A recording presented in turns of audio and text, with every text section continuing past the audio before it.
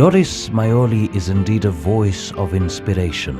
In an age where success stories in the fight for breast cancer are much needed.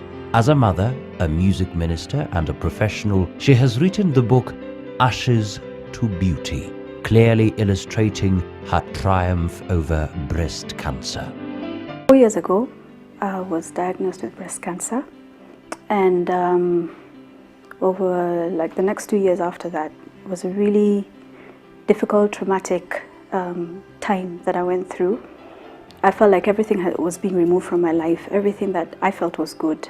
I was facing death, I was facing the loss of just the joy of living with my family, with my kids.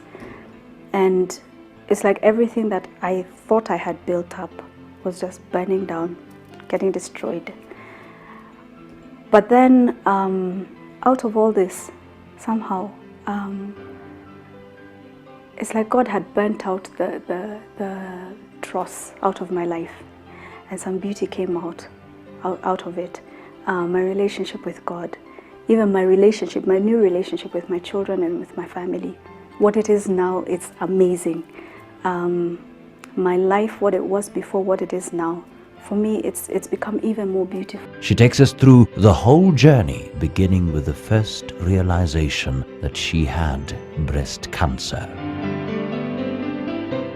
It was early 2005. I was in the shower and I found a lump in my breast.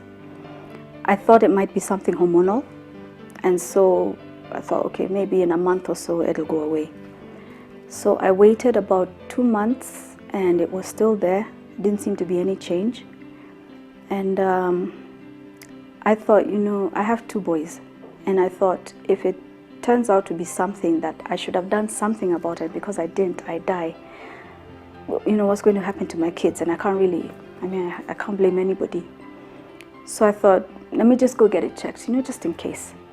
So mid that year, it was about June, I went for a mammogram, did the test.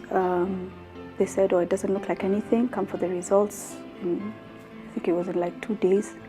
I went back, they said, okay, we have the results, it's a big lump, you'll have to get it out, but it doesn't look like it's anything, from the shape, but because of the size, it has to come out. So he told me go see a doctor, and I didn't know any oncologists. So they said, well, there's one just across, from the mammogram center.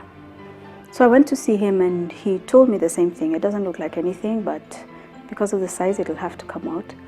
But just in case, let's do a fine needle aspiration. It's a test where they stick a needle in the lump and pull out tissue and go test it, and then check whether it's malignant or not.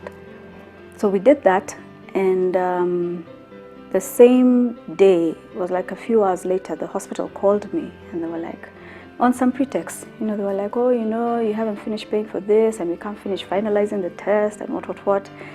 But what it was, they actually wanted me to go like quickly. So I went, and they gave me an envelope and told me to go see the doctor, and I went and saw him. And I went into his office, and he opened the envelope, and he read, and he asked me, have you read this? I said, no. I said, oh, I'm sorry, Doris. I'm so sorry, Doris.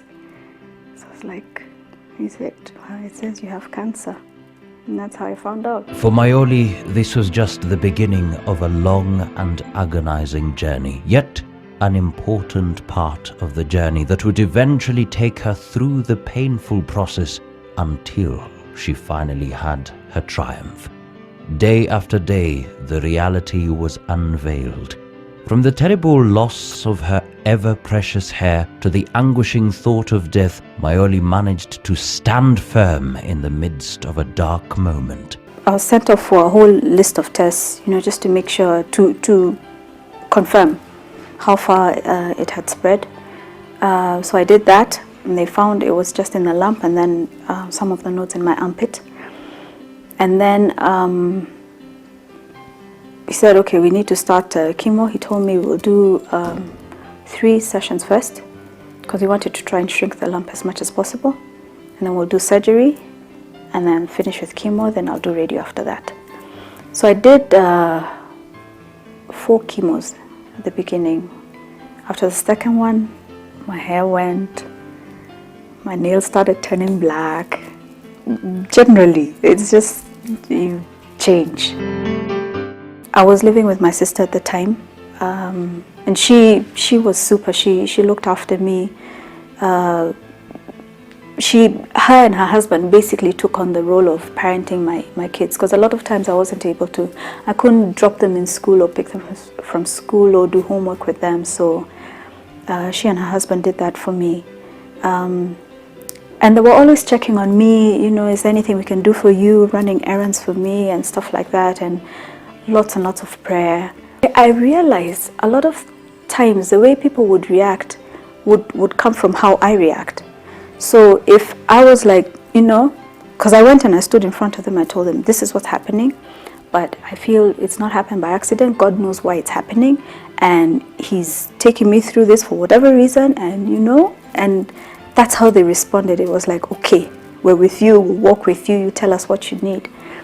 Finally, the moment that she ever longed for came. The tests were confirmed. She was normal. She indeed finished her race triumphantly. She didn't just have her triumph over breast cancer, but also she learned life lessons that would certainly enlighten those walking through the same path of cancer.